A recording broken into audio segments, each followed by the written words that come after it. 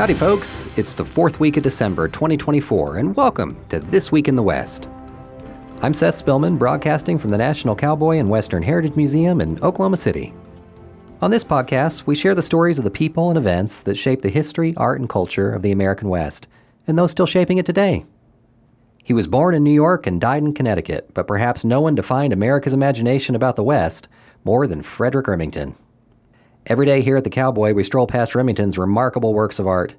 Cowboys on horseback in the pouring rain, a column of frontier soldiers marching on horseback, a native warrior waving a buffalo skin blanket over his head. Along with Charles Russell and a handful of others, Remington helped create the archetypes of the West that were built on by successive cultural creators. It is a story we're proud to steward, along with our collection of original Remington art. Frederic Remington died this week, December 26, 1909. After a brief stint at the School of Fine Arts at Yale, Remington set out to become a reporter and made his first trip to the West in 1881, visiting the Montana Territory. Remington made a total of 16 trips to the West to gather information, create sketches, take photographs, and collect artifacts. He traveled to various locations including Wyoming, New Mexico, Arizona, North Dakota, as well as Mexico and Canada. The West captured his imagination. He leaned into art, sketching the landscapes, horses, and members of the military. 5 years after that first Western journey, Remington had established himself as an illustrator. His career would accelerate after he crossed paths with another Easterner with an outsized love of the West. In 1887, Theodore Roosevelt commissioned Remington to illustrate his new book, Ranch Life and the Hunting Trail. The job raised Remington's profile, and he was regularly working for the country's major magazines. Remington continued to return to the West as a subject.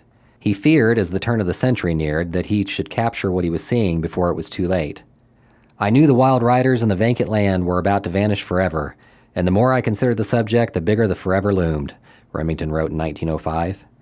Without knowing how to do it, I began to record some facts around me, and the more I looked, the more the panorama unfolded.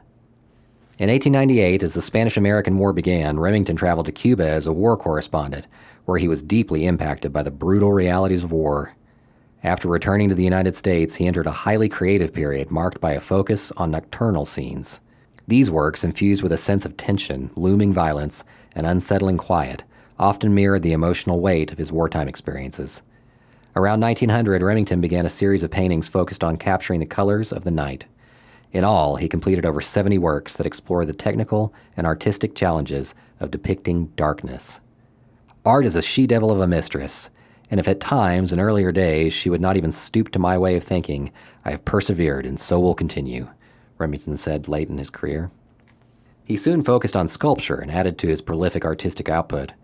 Remington created more than 3,000 drawings and paintings and 22 bronze sculptures. He also wrote 2 novels and more than 100 magazine articles.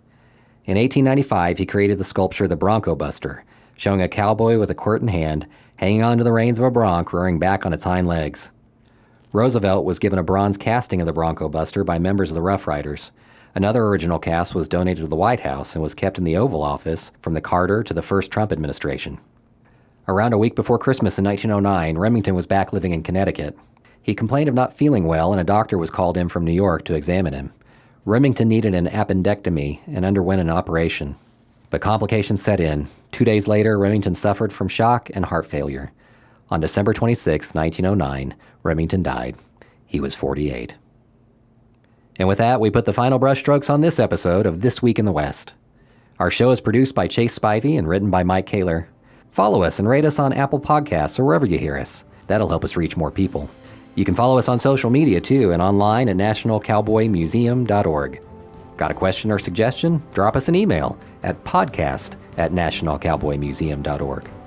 We leave you today with the words of Remington's friend and patron, Theodore Roosevelt.